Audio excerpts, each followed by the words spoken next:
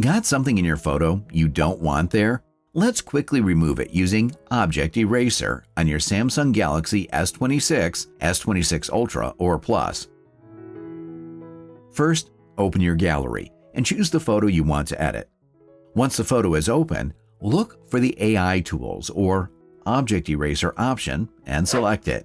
If a prompt appears asking for permission to use AI editing, just confirm it so the feature can work properly. Now, here's the important part. The tool may automatically detect and suggest objects to erase. If it does, simply tap on Erase and the selected object will be removed.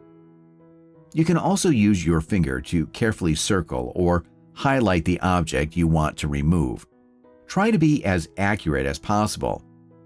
If the object is small or detailed, zoom in on the photo so you can select it more precisely. Take your time here, because better selection gives you a cleaner result. Once everything is selected, the phone will process the image and show you the option to remove it. Tap on Erase. Now, just wait a moment while the AI does its work. What you'll notice after this is pretty impressive. The unwanted object disappears, and the background is rebuilt naturally so the photo still looks real. In most cases, you won't even notice anything was removed.